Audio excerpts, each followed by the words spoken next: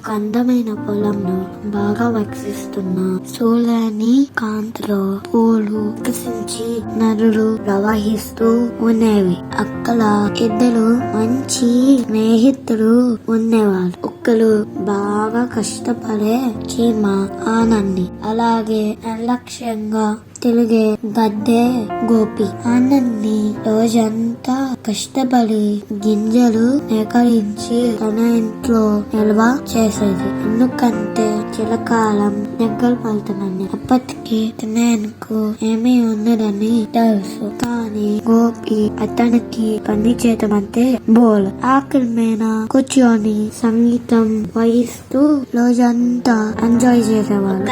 గోపి ఆనందితో ఇలా మాట్లాడుతూ, ఆనంది ఇప్పుడు పన్నెండుకు ఇప్పుడు అన్నం చాలానే ఉంగా సరదాగా ఉండొచ్చు కదా.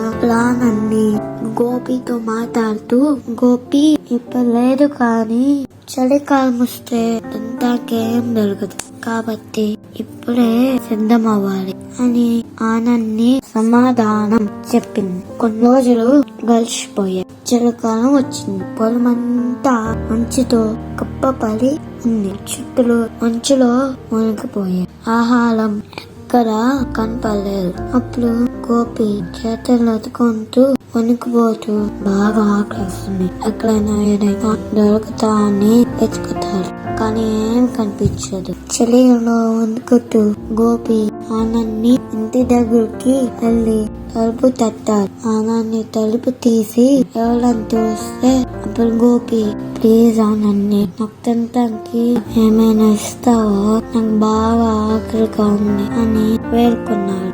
ఆనంది దయతో కొంచెం తినటానికి ఇచ్చింది. అప్పుడు గోపితో, నేను ముందే చెప్పాను కదా గోపి, సరదాగా ఉంటే మంచిదే, కానీ ఫ్యూచర్ గురించి కూడా ఆలోచించాలి కూడా. పని చేయకుండా కాలం గడిపితే కష్టం పడాల్సిందే అని చెప్పింది. అప్పుడు గోపి తలదించుకుని, నిజమే ఆనంది, ఇకపై నేను కూడా కష్టపడతా అని చెప్తాడు. ఇంకా వేసవి రాగానే గోపి కూడా ఆనందితో కలిసి పనిచేయటం మొదలుపెట్టాడు. ఇలా చీమ మరియు గద్దె సంతోషంగా కష్టపడి జీవించారు.